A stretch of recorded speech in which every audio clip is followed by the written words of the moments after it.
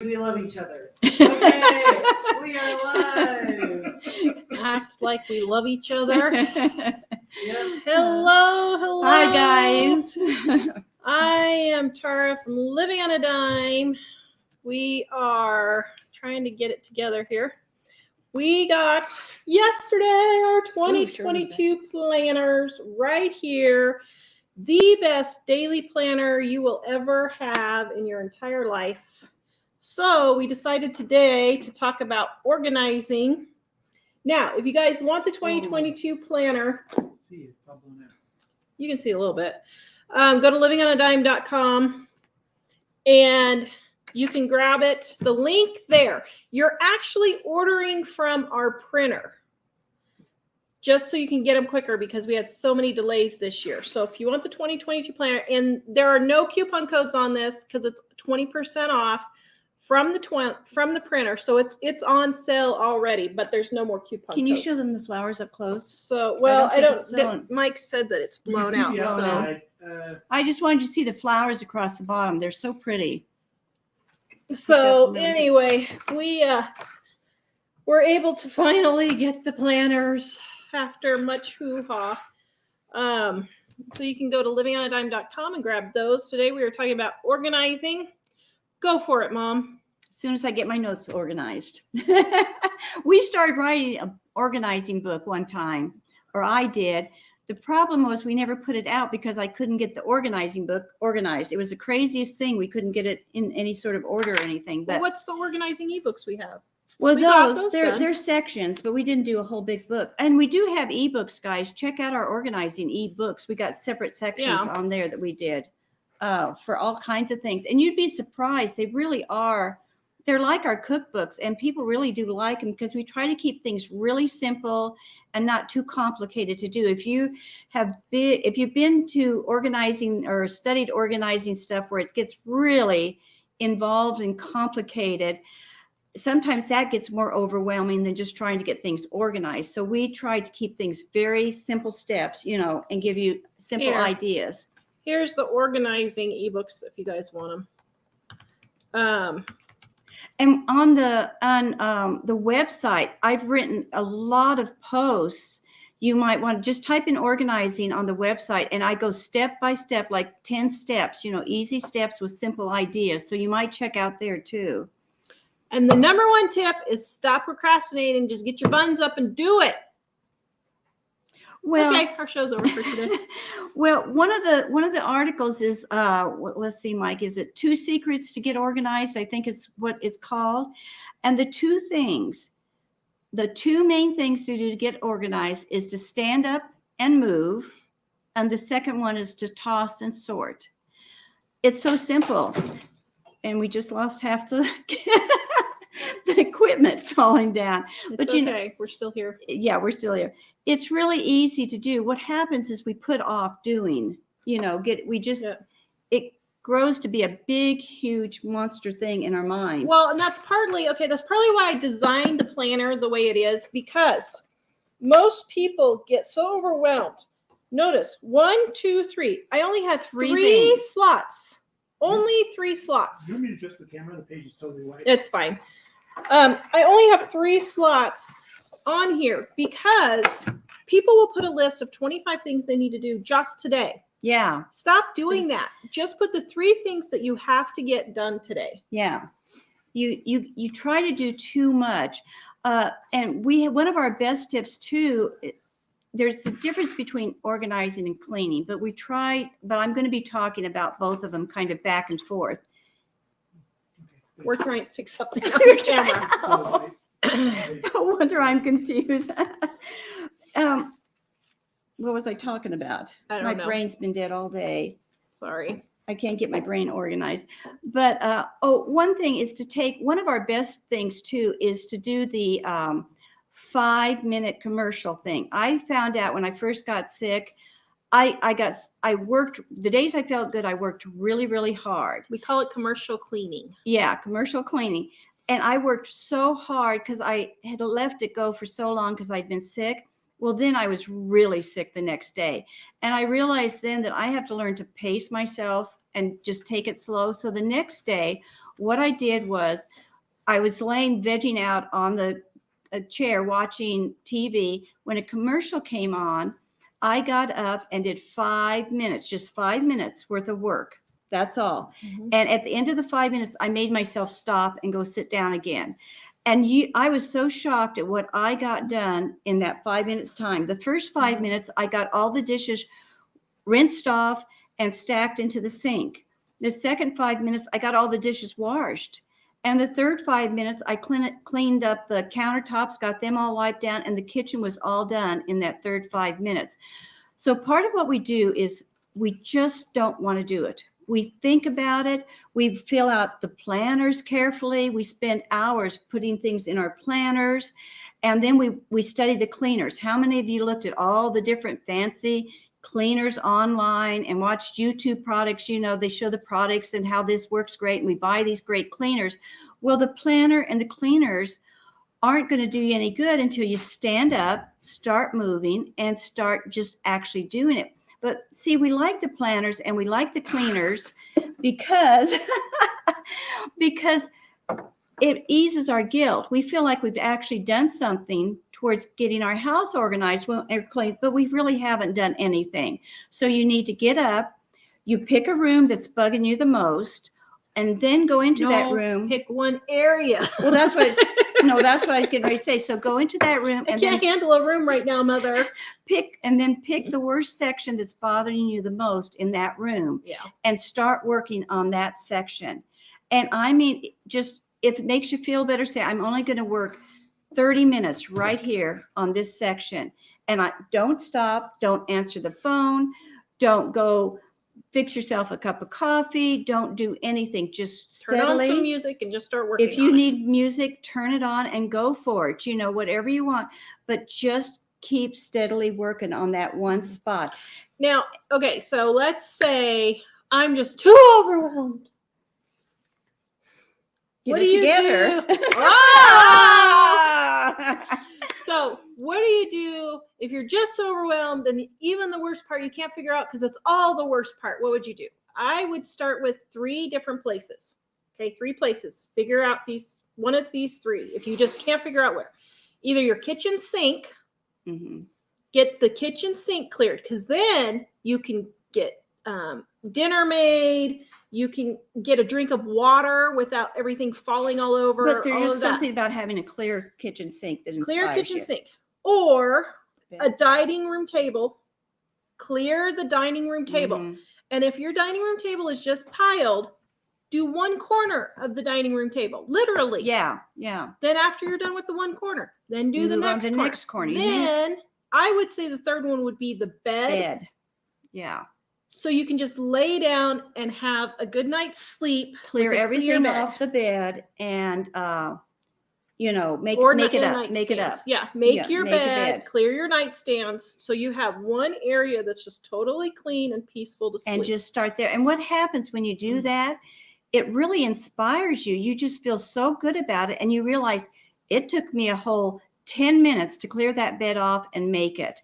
So you get excited then and you'll move on to the next thing. It helps you mentally, to do that. And sometimes a to-do list, the comment just flew by. Somebody said sometimes marking it off on a list. Sorry, I missed who it was, but they said sometimes marking it off on a list helps. Yes. If that helps you to feel like you've accomplished something, then do it. Now for me, just looking at it is all I need. Like yesterday, I had this pile in my garage that was driving me nuts because we could barely get in and out of the car. So yesterday I cleared the pile so Mom and Grandma wouldn't kill themselves coming in the garage. Well, wasn't it glorious? It was beautiful. It was just glorious. We walked all the way through it. I should have done a video on it. We walked around the outside last night because it was, no, not really. And it took me 15 minutes. Yeah. It didn't take that long. But see, you overestimate how long this stuff is going to take.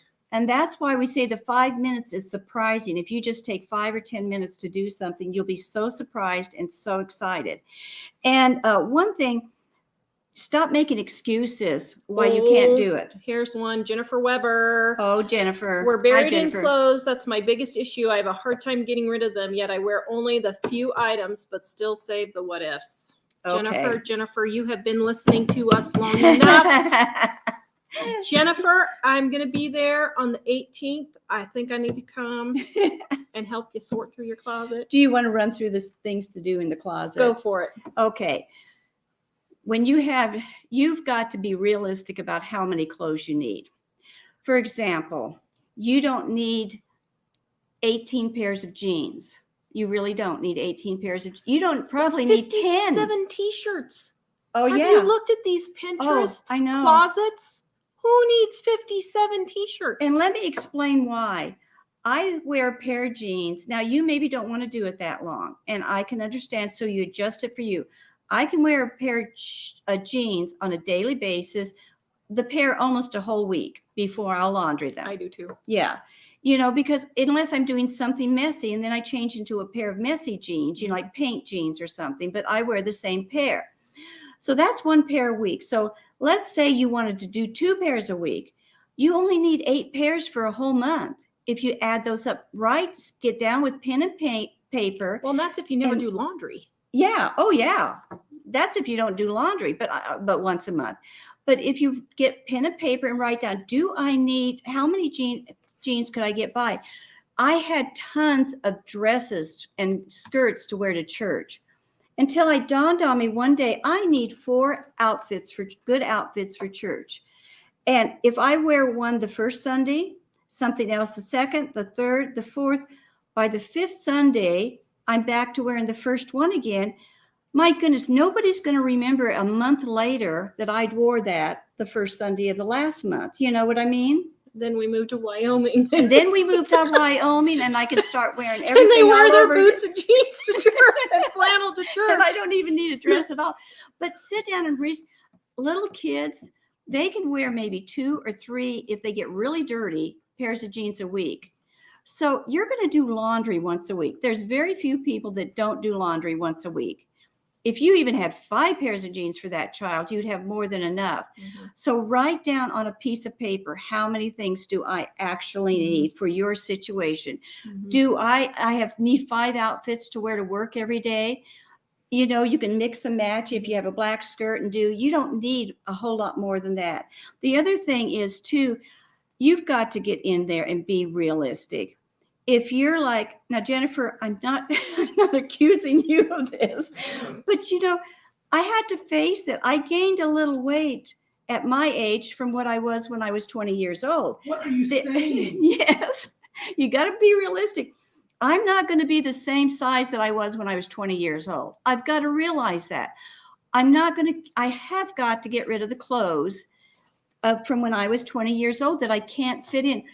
Even if you're saving it thinking, okay, I'm going to go on a diet this January so I can squeeze into my stuff. Why are you laughing? You're 70. If you have clothes from when you're 20, I can't help I got a problem, huh? But, even if you're thinking I'm going to go on a diet this January and maybe I could get into, these clothes are going to be so old, to be honest, by the time most of you get that weight off of you. I'm sorry. They're just going to be out of style. You're not going to want to wear them anyway. Mm-hmm. Get rid of them.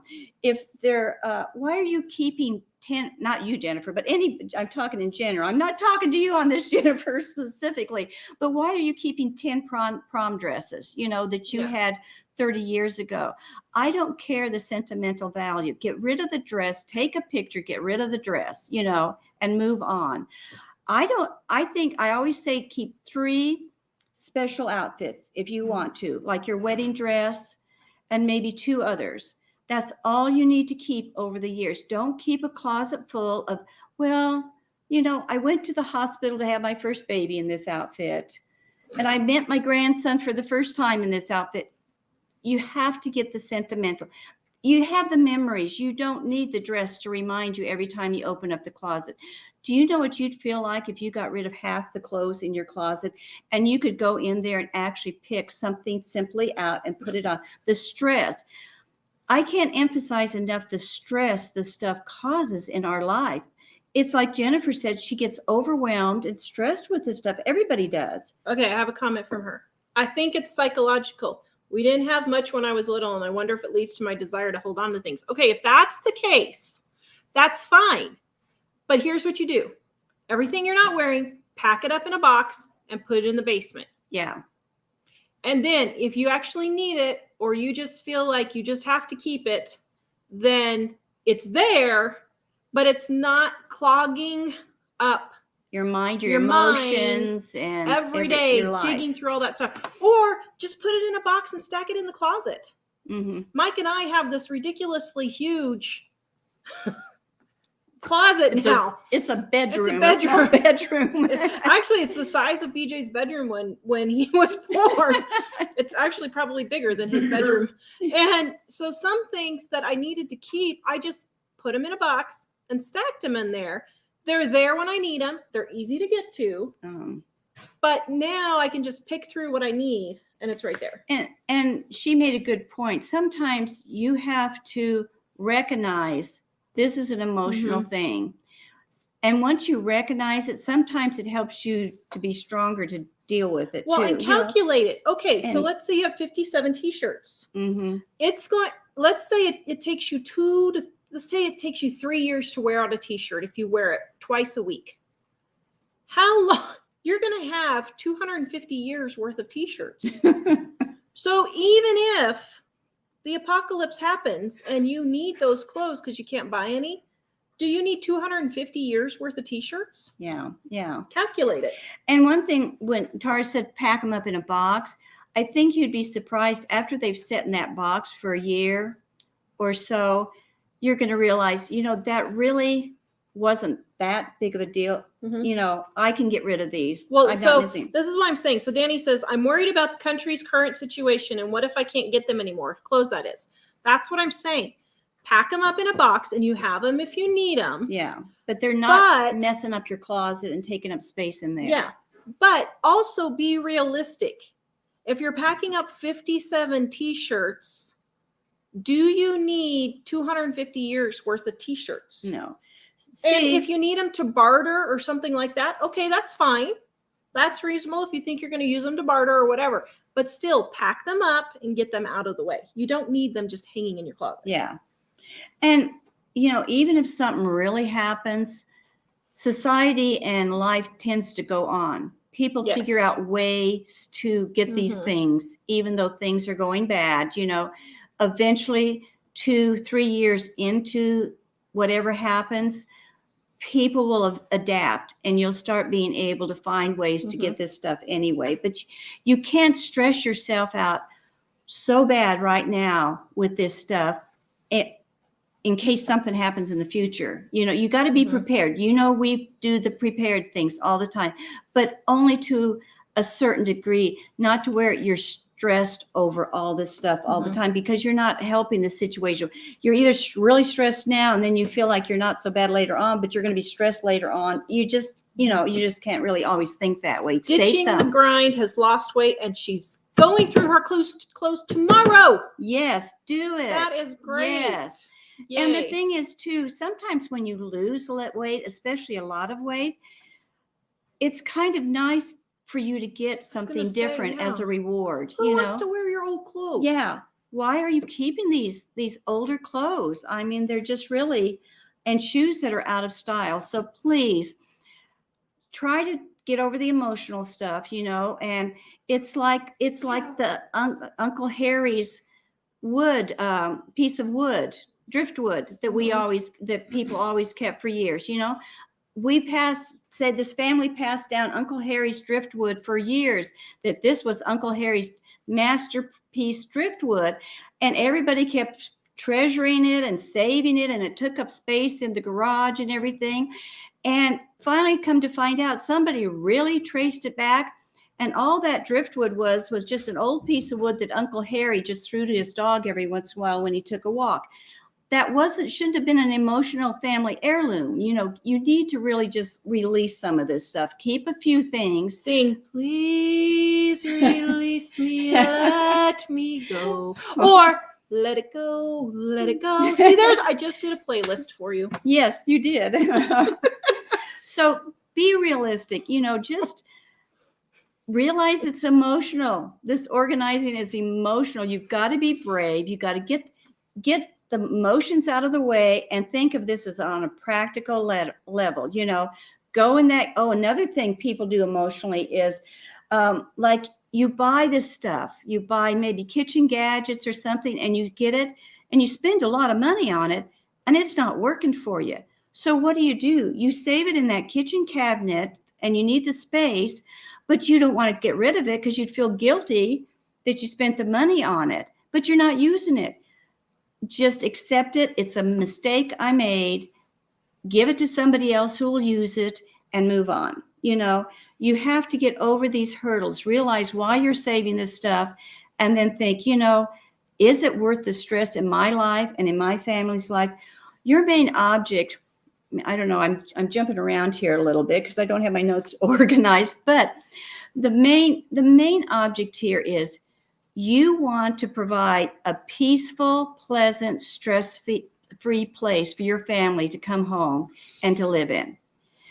And is all this stuff worth it? If you're stressed out about it, if your home is not working properly and easily because you're keeping all of this stuff, that you're stressing out because the kids don't have a place to put their things because you're storing extra stuff you don't need.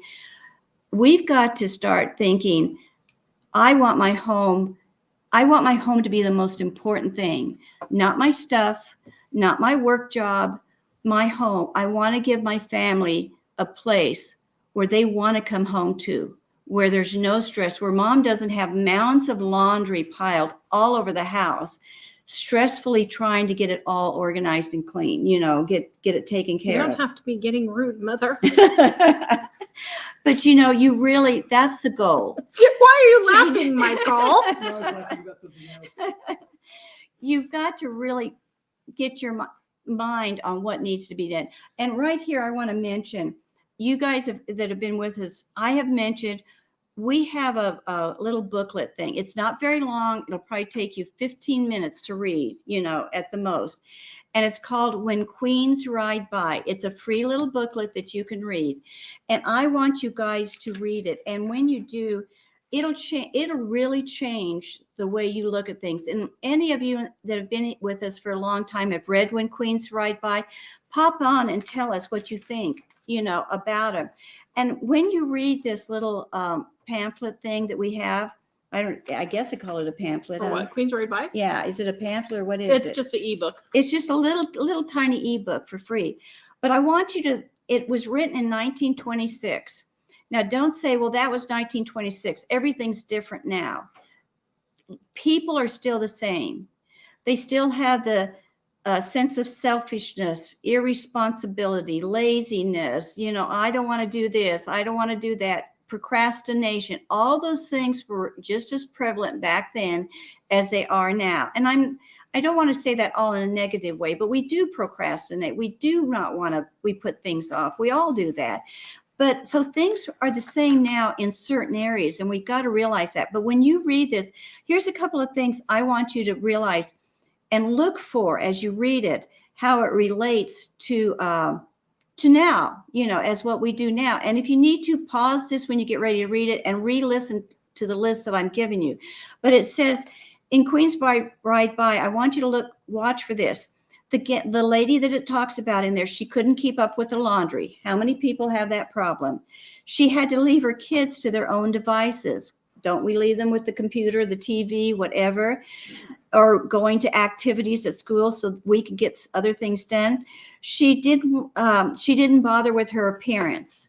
That's one thing we haven't mentioned. One big thing is to get up and get dressed first thing in the morning.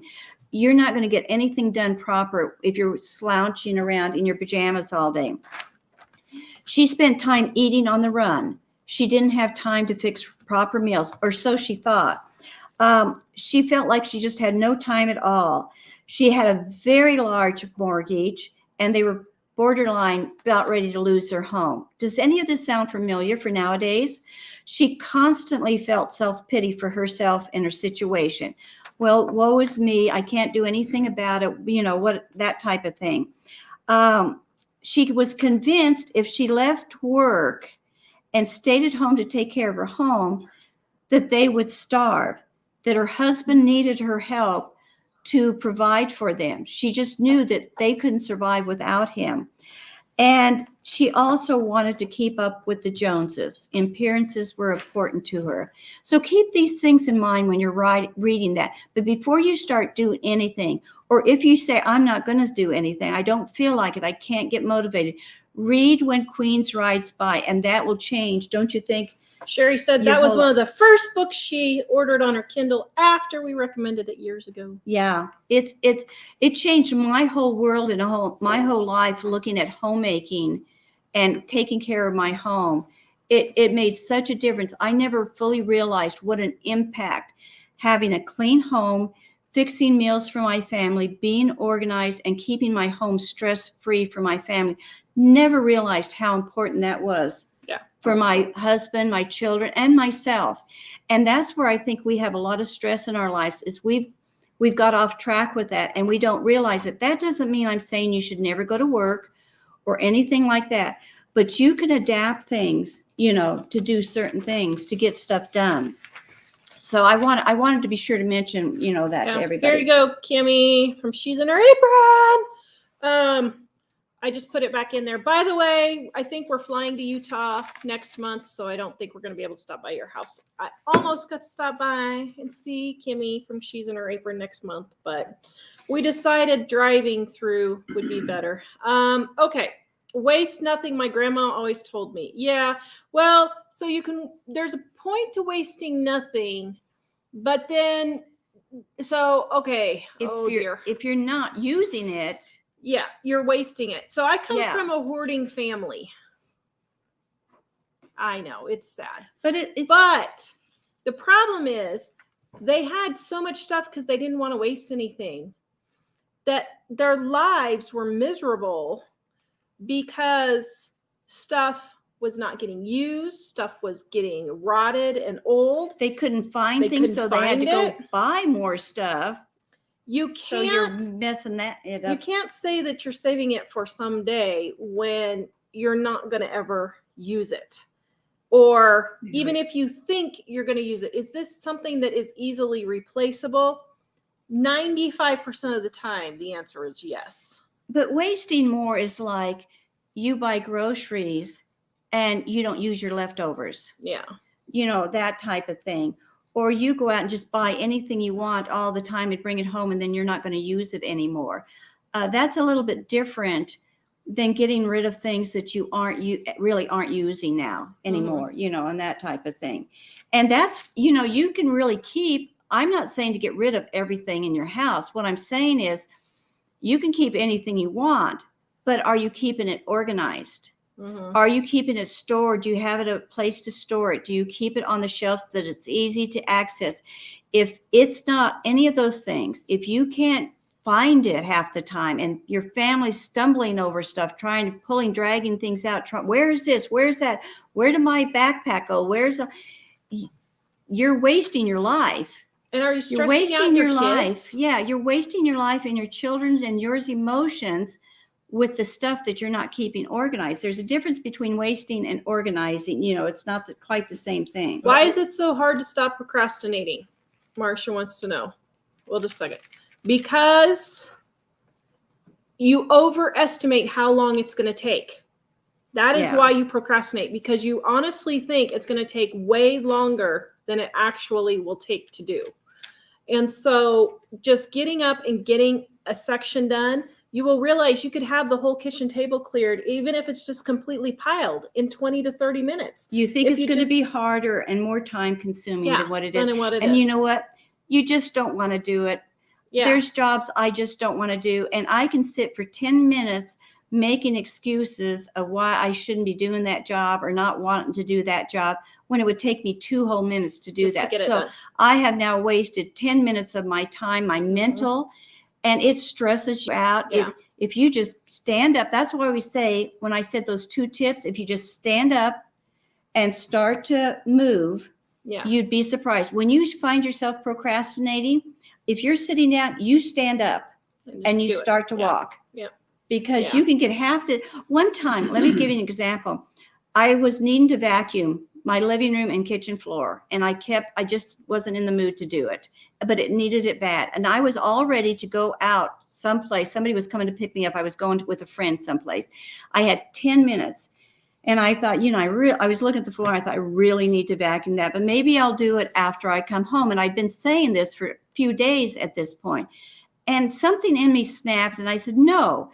I walked to the closet right where my vacuum was. I grabbed it out. Whoosh, I vacuumed the living room and the kitchen in that 10-minute time. I just thought, I'm not going to keep putting this off anymore. I've got 10 minutes. I'm going to use that 10 minutes. I enjoyed going out with my friends so much more that day because this thing had been lifted, this weight. You just are weighing yourself down. It's like almost like an illness in a way that you're making yourself more sick and, that type of thing. Yes, dear. A lot of people have been asking, they were asking a while back, but about what ebook are you talking about and where do they get it? Oh, It's put not it in the there several description times on Facebook because it was too late to put it in. Oh, I put in several links. I already took care of Did you it. tell them what it is? The Queen's Ride By. We already dealt with that. Yeah. Okay, so Queen's Ride By is a mentally motivating book on how to stop procrastinating, how to change your look. And it's not about housekeeping. It's a good story. It's just like a good story. It's not like a usual organizing thing. So the comment, Tracy says, can you tell the difference between excellence versus perfectionism? Well, I actually think it's Kimmy that says that, is you want progress over perfection. She's in her apron. This is her big motto. She's on here right now. Right, Kimmy? I think it's you. Progress over perfection. If you're going to sit there and clean each tine of the fork while you have this huge pile of dishes, you're missing the forest for the trees. Soak all of the silverware and start getting the big things done and start moving along. When you're a perfectionist, you are so hyper-focused that you can't get anything done. So you have to force yourself to not be perfectionist, and that's going to drive you crazy. And believe it or not, my family's not going to believe this about me, but I am a perfectionist, actually. When I redo furniture or whatever, it really drives me nuts if something is not right. So I have gotten to the point now where I purposely leave something unperfected in everything I do so that I'm not wasting my whole entire life doing everything to perfection instead of just getting it done 98%. Yeah. You can't do that. And I always say, keep a house healthy, clean. In other words, you keep it so that your family can be comfortable. But when you get over to the like perfection type thing and that type of thing, you take and they don't feel comfortable anymore. I know a woman, her husband stood up from the couch, and when he was walking across the floor, a piece of lint fell on the floor from his pants, just a little piece of, and she got upset. She said, I had this clean, and she picked up that piece of lint right then, there and then. And she had, I was company with them, and she was doing this, and she would, like, the minute I'd stand up off the couch, she would straighten the pillows behind me before I even stepped away from the couch. That's not okay. No. That's rude.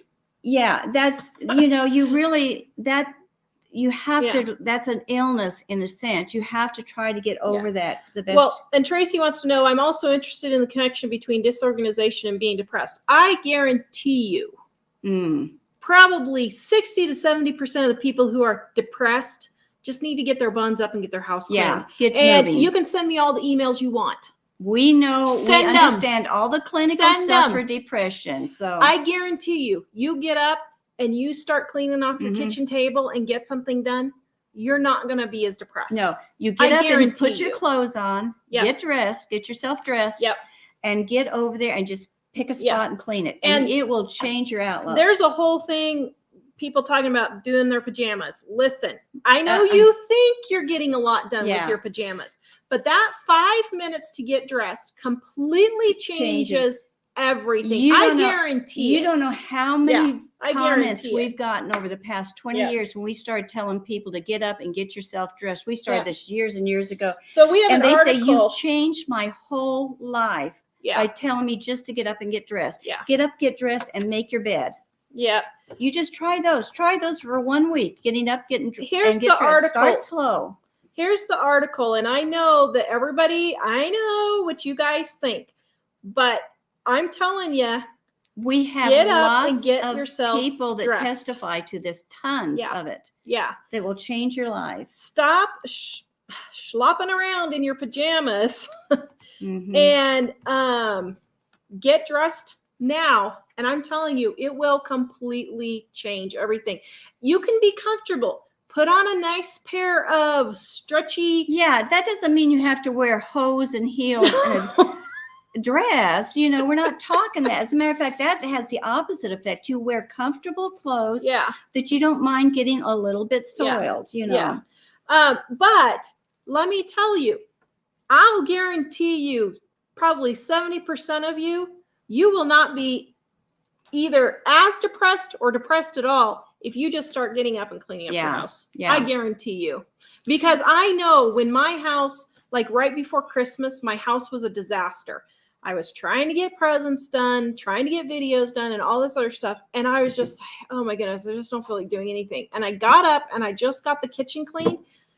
And I felt 100 times better. That's why I keep saying you don't realize the stress you're putting on yourself and your family by having everything in a mess. That's why I talk about when Queen's writes by, it changes your attitude. You don't realize she was a very kind of depressed person in this book. You know, everything was just, why am I bothering? Why do I want to even try anymore type of thing. And when she just basically got dressed in this book, and started, I won't give the whole story away, but it changed her whole attitude by just getting up and going. Well, Debbie says if things need to get done, even if you don't have the time to finish the whole job, you should get off your chair and start. Yes, stop thinking you have to do the entire thing. Mike, do the page on the weekly cleaning list, the weekly cleaning list. So Mike just got the pictures done so you can see. But look at this weekly cleaning list that Mike's got up here. We have, we have each room listed out. And each week you go through and you just pick one room and only do that one room. And guys, if you just spend 15 to 20 minutes each day, you will have that whole room totally done. And you just start over and rotate that every 2 months. And your house is always clean and organized. And start slow. Don't overwhelm yourself. You know, get up, get dressed, like I said, and make your bed for the first week or first few days.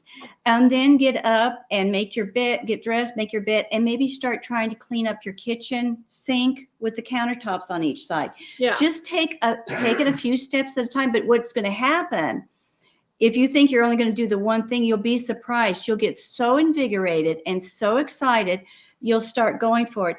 And another thing I want to tell you guys, be really careful. There's a lot of organizing gurus out there, and they work for some people, but they work for the people that are just like the person that's writing the organizing thing. And the rest, the other 85-90%, their ideas don't work. I mean, their ideas are okay, but what they do is they give you a list. Okay, you have to wash the windows on Monday, and you have to do this at 1 o'clock, and you have to do this at 3 o'clock every day. Their situation is so different from yours. You know, they maybe don't even have kids at home, and they're telling you to get all this stuff done. I had a colicky baby, a toddler, and I was running on 2 hours of sleep for about the first 2 years, for about 2 years. And I had women say, you need to get up and study your Bible an hour before your family gets up. Well, Tara was up at like 4:30 or 5 in the morning. My son didn't fall asleep until 3 in the morning. So I had a 30-minute window I could get sleep in. So and I was getting felt guilty and overwhelmed. I couldn't do that. They were telling me to do all this stuff. I had a baby and a toddler. I couldn't even open my eyes up hardly in the morning and function.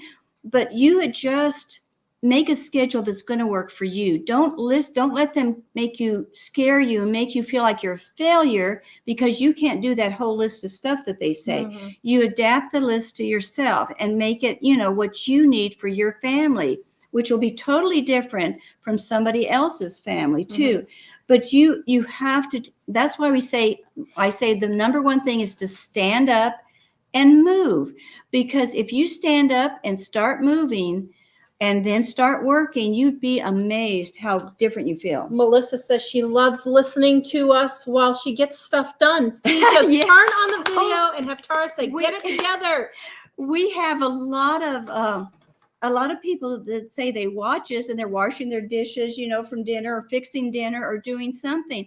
And, that's perfectly okay if that's what you need to, to do it. Tammy, my cousin Tammy, she's on and she says she's feeling attacked.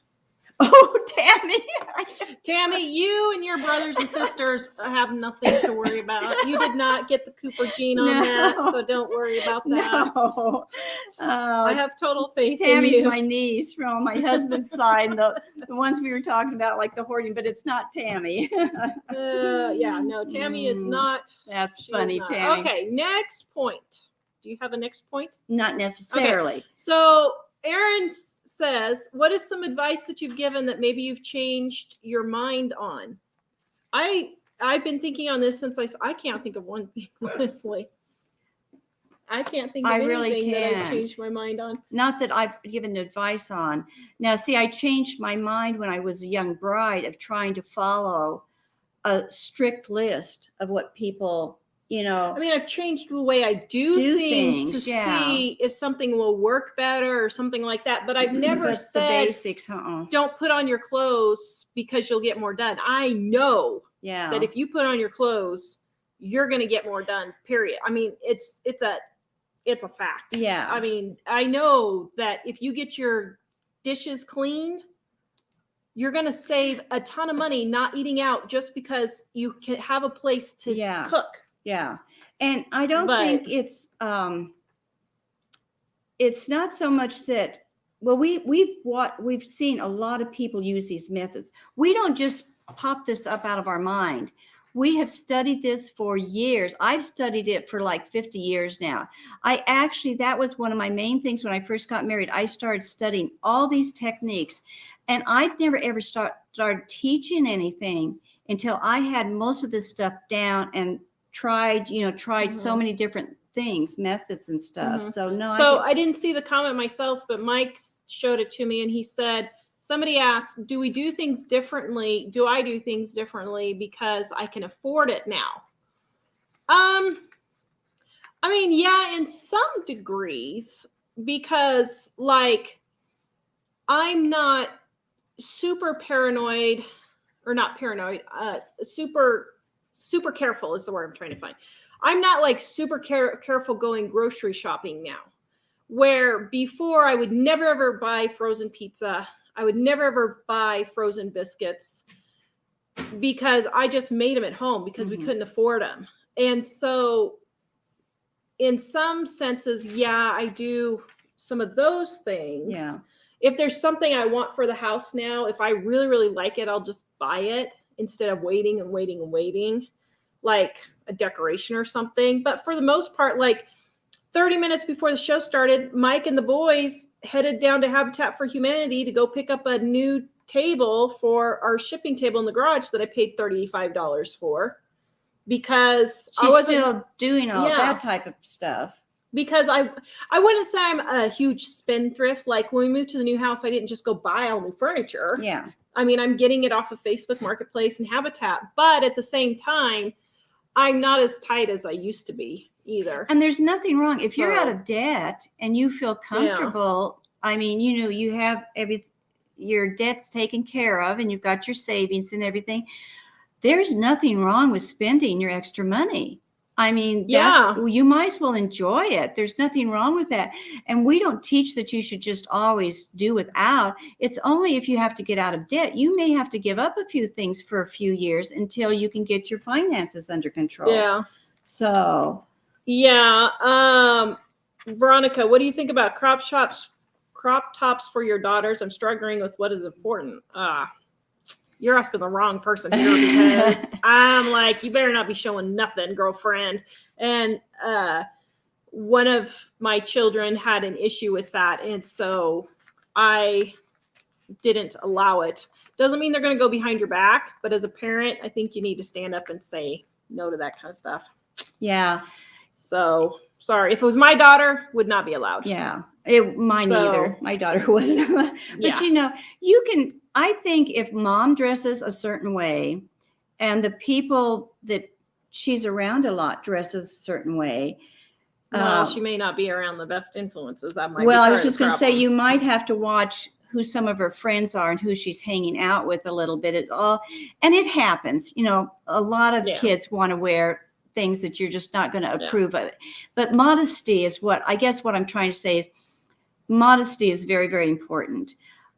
If kids want to wear their hair a certain way, something like that, pick your battles, you know, pick your battles. Say, no, you can't wear a crop top, but if you want to wear your hair, you know, get your hair cut off a certain short, you know, shorter or something, or things like, pick what you can kind of give and take.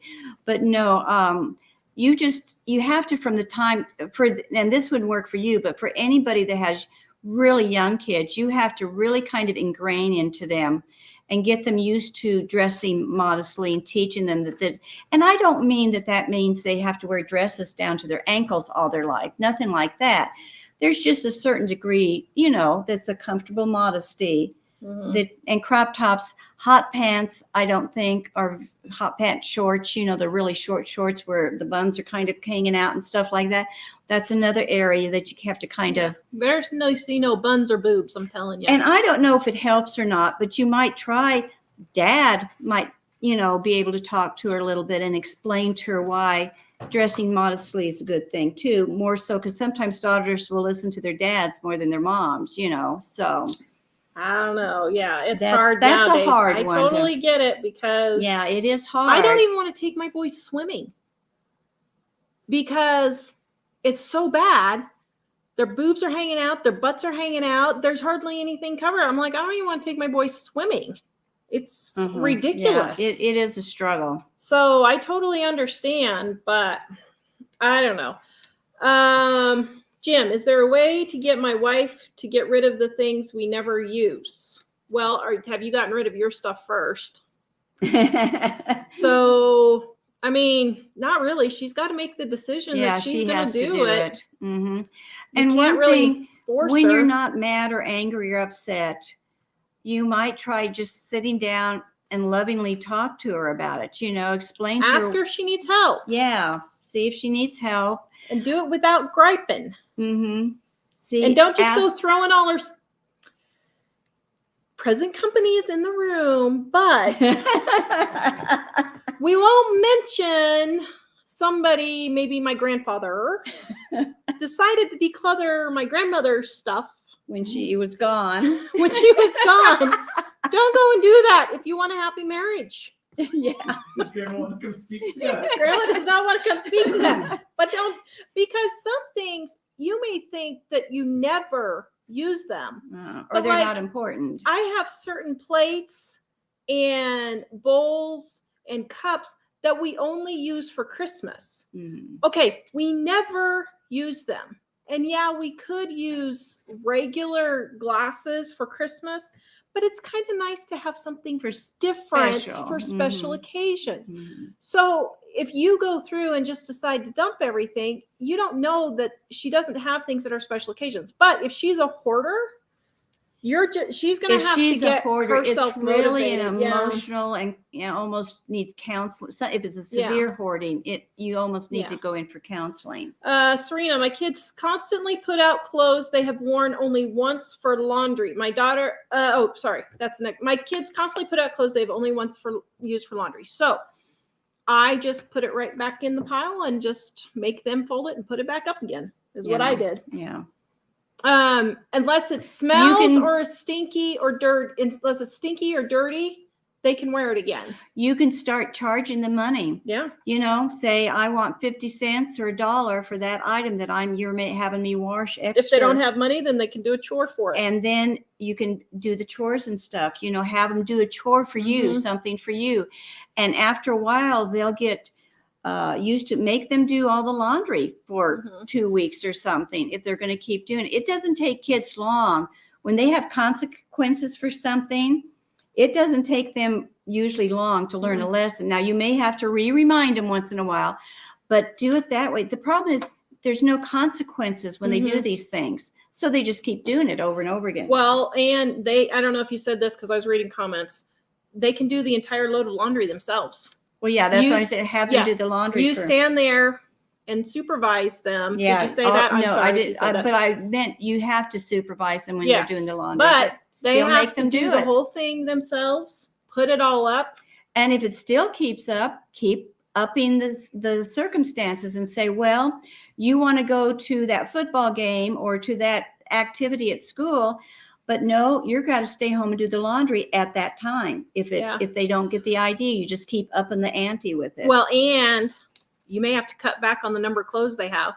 If they have one pair of pants or 2 pairs of pants and 2 shirts, and you only wash once a week, they'll get it figured out. There's lots of options that you have. Figure out what you think would would be kind of like, I hate to call it punishment, but I guess that's what it is sort of. They have to know the circumstances are not going to be pleasant if they keep doing it. Wanda, first of all, her husband just passed away. I'm so sorry, Wanda. Oh.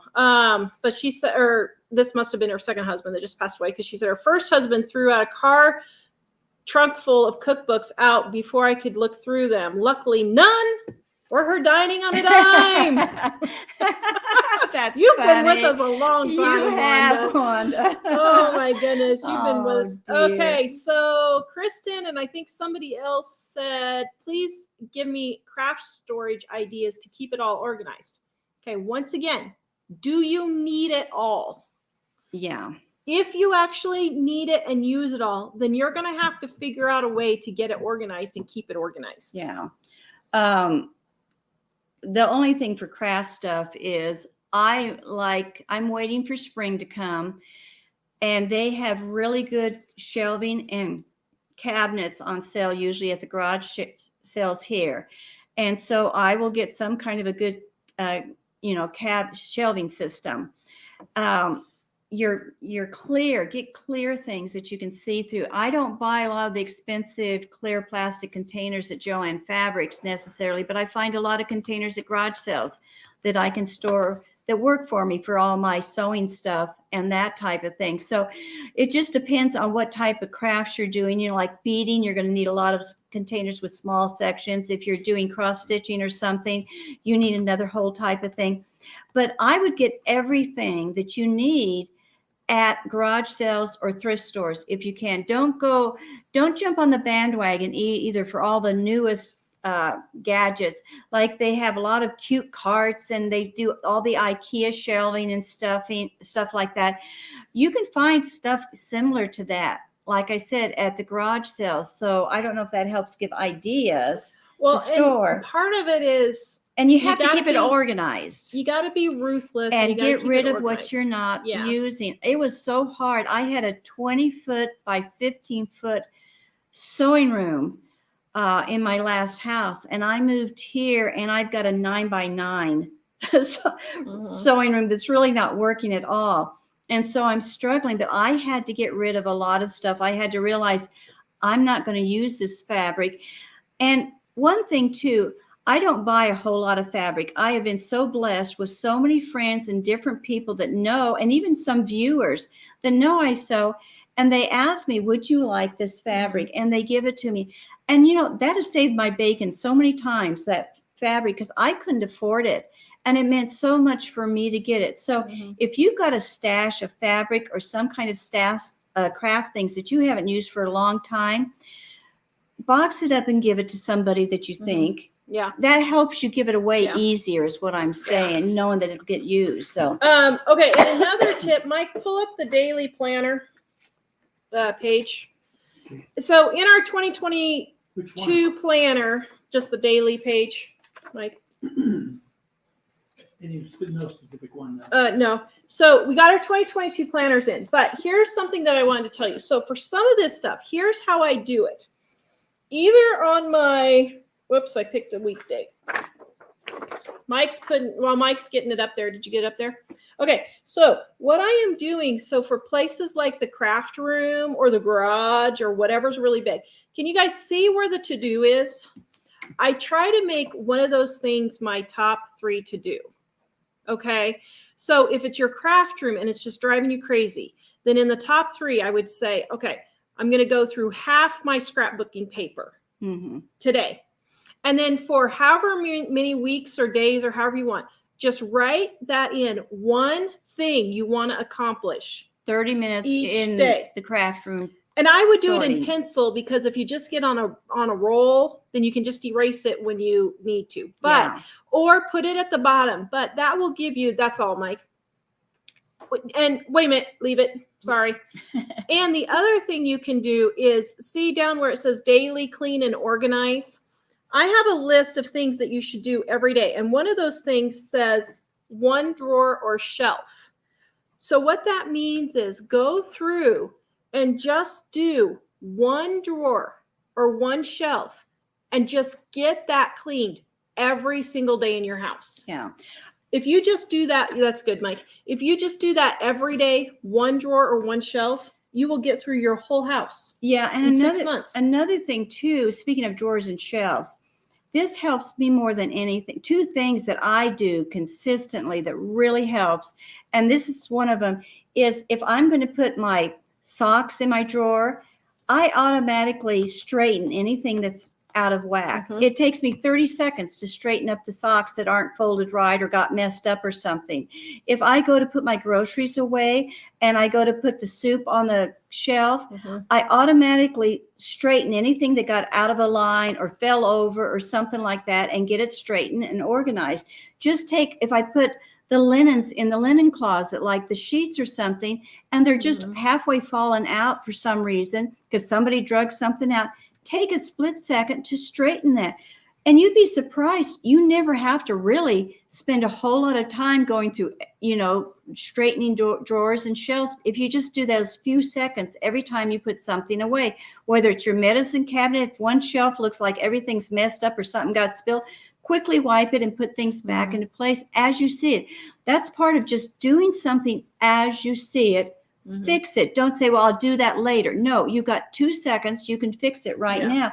And the second thing I do all the time is I pick up constantly. I mean, every time I walk through a room, I'm picking up something to take to the room I'm going to put it away. Just keep picking up. I noticed my mom today. We were cleaning up the kitchen and stuff, and she was walking through, and she does the same thing. She picked up some Cheerio. Now she's 93 years old, and she can bend over and pick up Cheerio and thing off the floor. You can do it. Yes, but were you able to get back up, Grandma? We know you bent over, but could you get back up? So always, as you walk through, pick up constantly. And that seems like a lot of work, but if you have your house pretty much together and organized, it doesn't take much to pick those things up, and put them back into place and do that type of thing. So somebody asked, how do you get stuff together if you're going to sell it? Debbie asked, how do I pull items together to sell online? Okay, so here's the thing. If it's less than $25, I would not worry about selling it online. If it's more than $25, then what I do is I just make a pile and then just go through and one day just take all the pictures and list them all one day. Just sit down and get it all done. I would not hold it for more than a month. If you haven't sold it after a month, you just need to make it go. After a week, if you haven't sold it, you need to lower the price. After 2 weeks, lower the price. If you get down to $25 and nobody's bought it, it's not worth it. And keep in mind, people think their stuff is a lot more valuable than it is. Like I was on Facebook and we needed a new shipping table, the one that Mike and the boys went and got 30 minutes before the show at Habitat for $35. Well, this lady had on Upcycle here, a Facebook group we have here, and she had a table for $50. And I said, would you take $30? She's like, no way.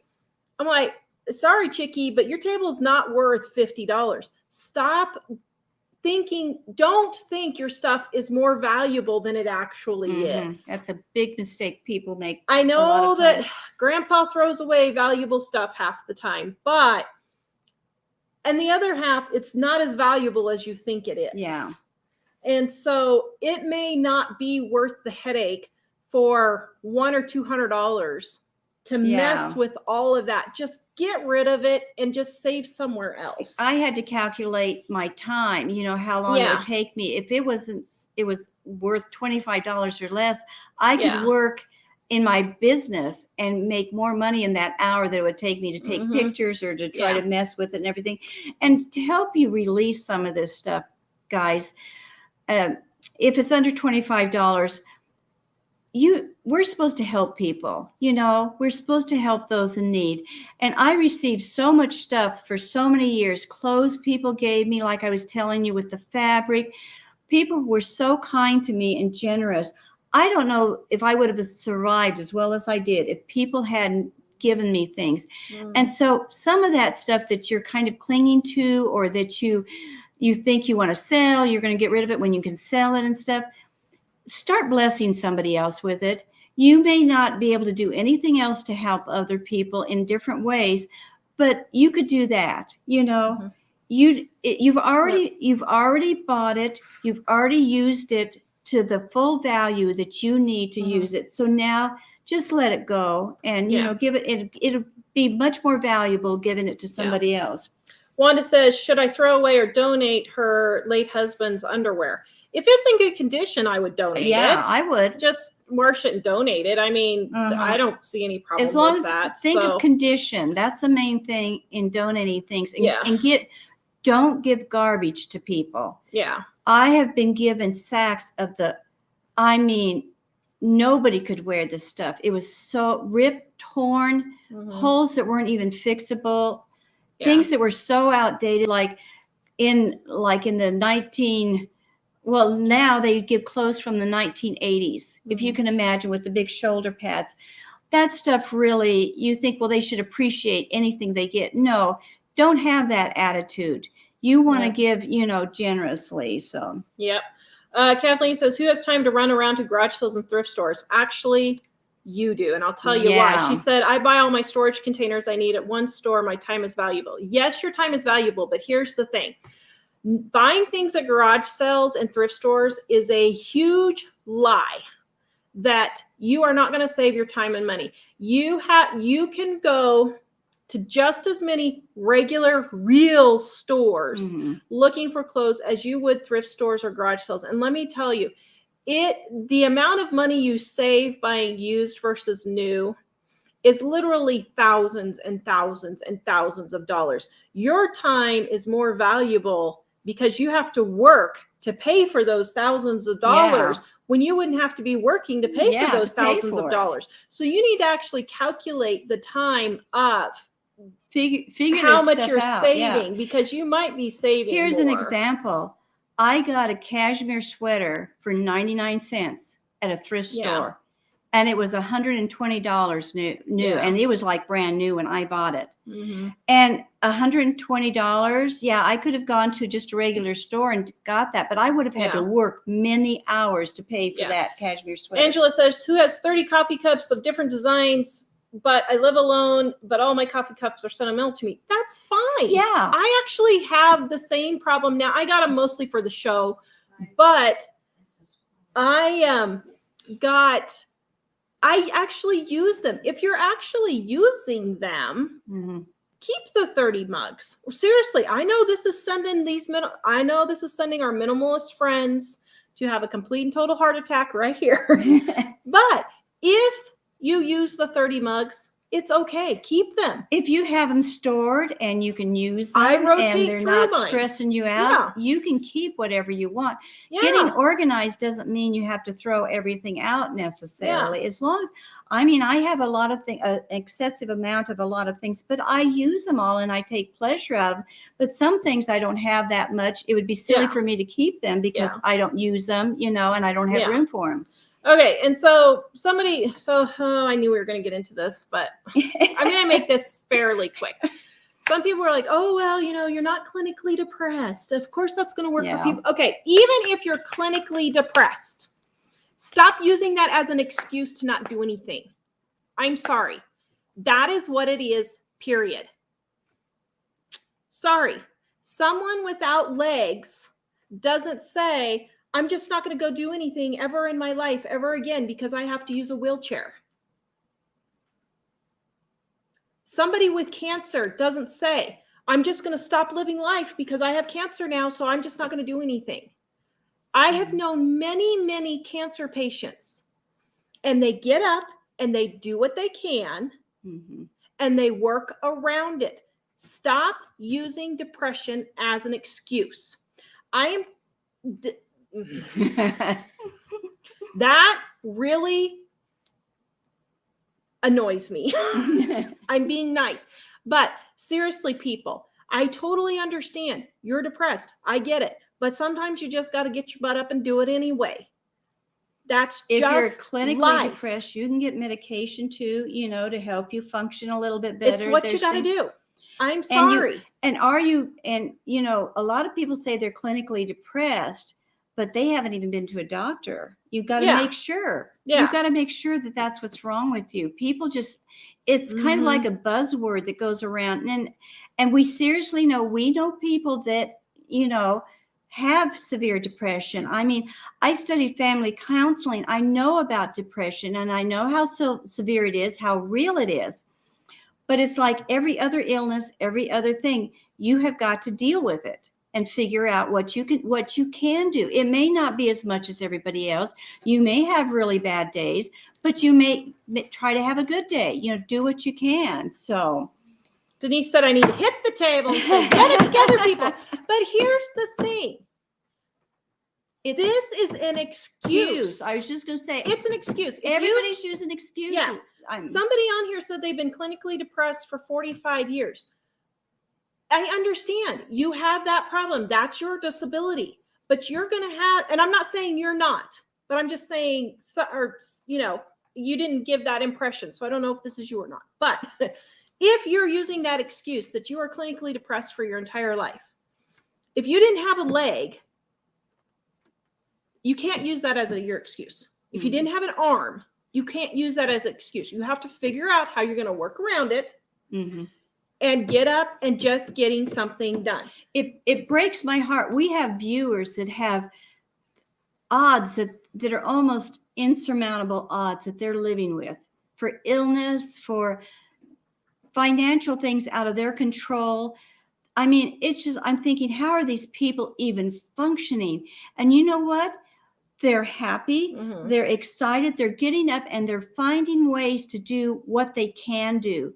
Not one excuse, not one bit of excuse, no moaning, no groaning. They're getting up and doing it. There's no reason you can't make your bed do the dishes. They don't.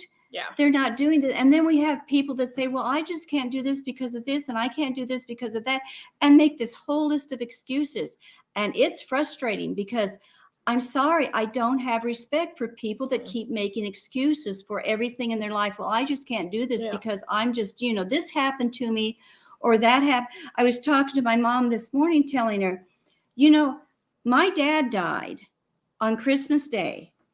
4 weeks later, I just got home from Colorado with my mom, staying with my mom, having to deal with all the things that happened to my dad. And the day we get back from Colorado, it was just like 4 weeks later, Tara calls, and Tara's dad, my ex-husband, had died.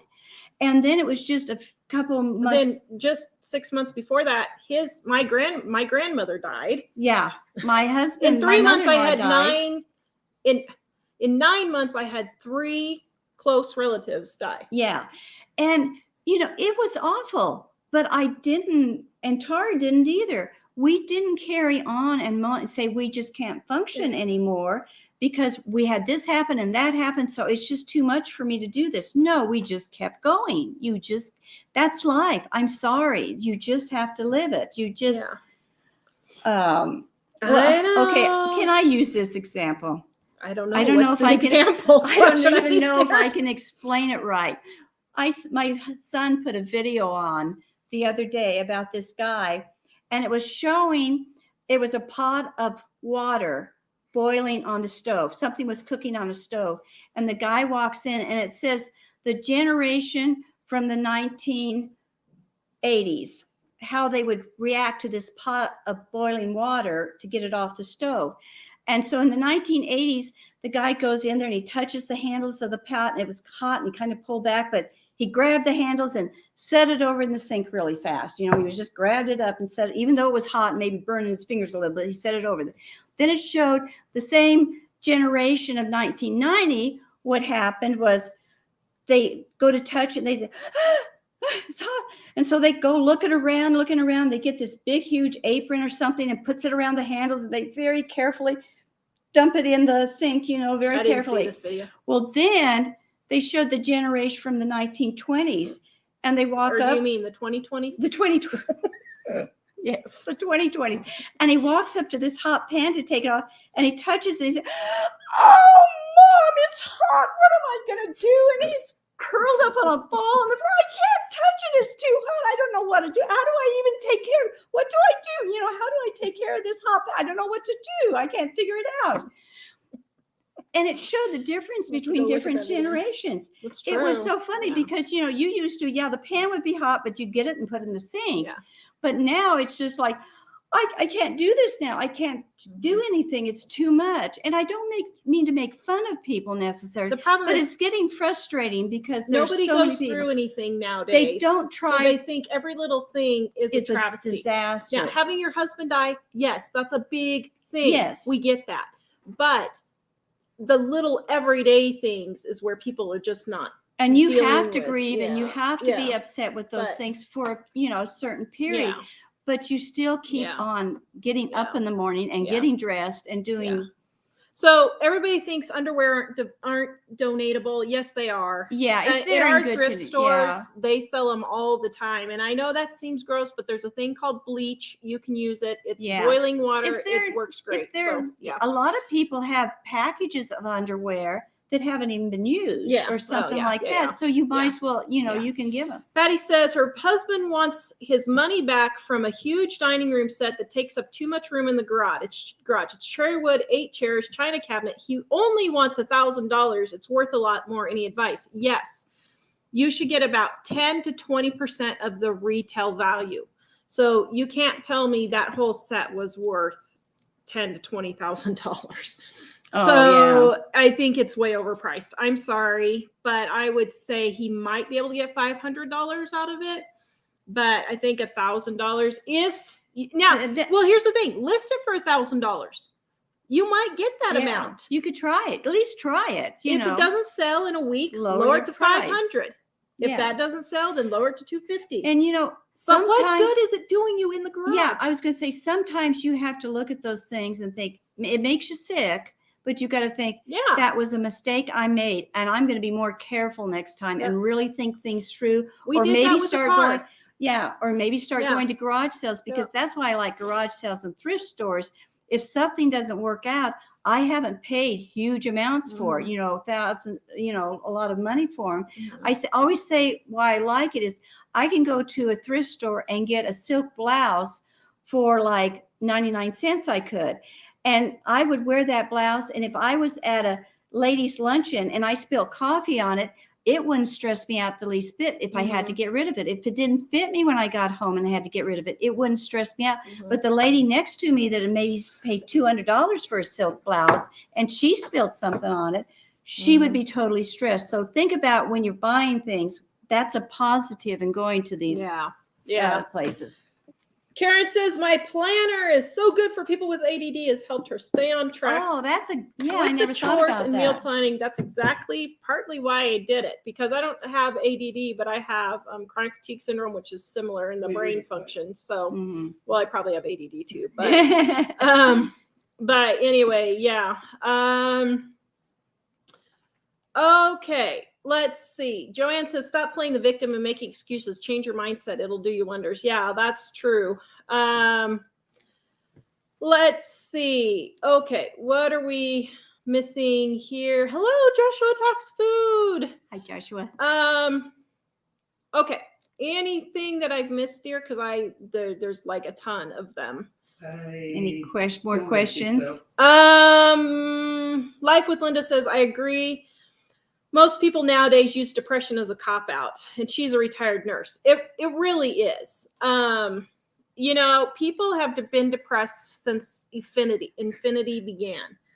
Life is always going to give you things to be depressed about. Mm-hmm. That's just the way it is. And so, And you know, sometimes sympathy is not what people need. No. We tend to give out sympathy way more, and that's not good for people. You need to have empathy where you have understanding, but sympathy is just is the difference is empathy. You show them a way to help them fix it and get, you know, deal with it. Sympathy is just, you poor thing, you just have to live with it, and it's not good for people to have. Go back and watch our Penny Pinch Mama series, and you can see why we have zero patience with that. It's a playlist. So anyway, all right. So all of you guys know last week our Dining on a Dime, gluten-free, dairy-free came through. Let me just say real quick, whoever is sharing these on oh, the rumor mill. Okay, first of all, whoever is sharing our cookbooks on Facebook and social media and Instagram and everything, thank you. I don't know who you are, but we have been selling books through the wazoo, so much so that in 3 weeks we're planning on reordering. To try to make sure they get I here. have never, ever, ever sold as many books as I've sold Christmas week this week. It's like blown it off the charts. Christmas week is not usually our week. Yeah. But can I tell them too? I just discovered this in volume 2. You guys have got to, if you can, look at some of the stuff we have in these books. I saw in here that I forgot we had, but we got things like cough syrups. It's that time of year, and that's why I thought I'd mention this. Elderberry syrup, how to make elderberry syrup, how to make your homemade cough syrups. These aren't just cookbooks, guys. We have so many things. And I think a lot of our viewers will tell you we've got unbelievably different and unusual things besides just cookbook stuff, you know.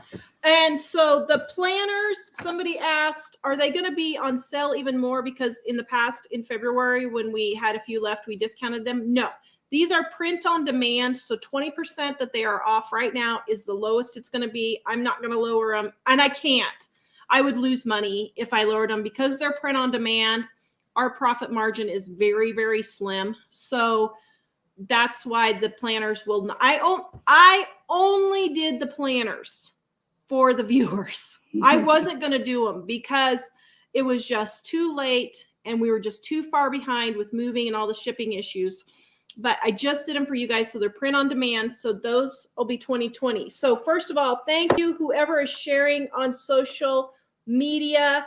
We greatly, greatly appreciate it. There was something. Thank you, dear. So someone asked, are you retiring from Living on a Dime because they only came for you? So no. Listen, there's lots of gossip sites out there. Some of them. Turns out it was the troll that asked that question. So here's the thing. We have lots of gossip going around about us. And some of it is so stinking funny. People will send it to us and they'll say, oh, did you know this was going around about you? And I'll say, I never knew I was being sued by a biscuit company for stealing their a biscuit recipe and having to flee to another state to get away from it. It's, guys, don't believe the gossip. It's ridiculous. So no, with us, if something was wrong, we'd actually tell you guys. It's people that aren't smart enough to tell their own stories. So it's people who have no life of their own, so they can't tell their own stories.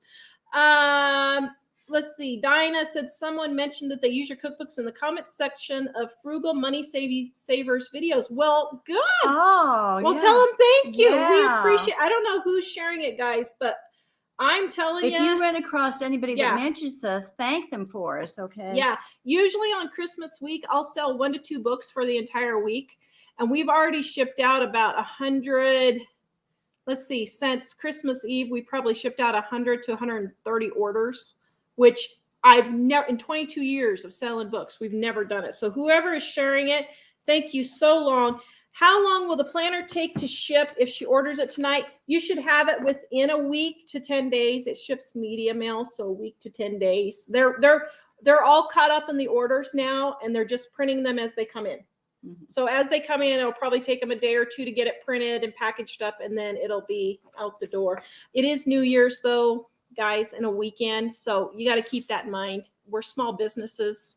Mhm. We don't work through the holidays a lot of times. So, Sometimes we do. well, Yeah, I was gonna sometimes say we do. sometimes. Yeah, we Deborah do. said if the internet goes down, they're going to need our cookbooks. Yeah, because we have a lot of Yes. unusual stuff on how to make things, different stuff Mhm. in there for, like Yep. the cough syrups, like Yep. lotions, like, Yep. homemade Yeah. things.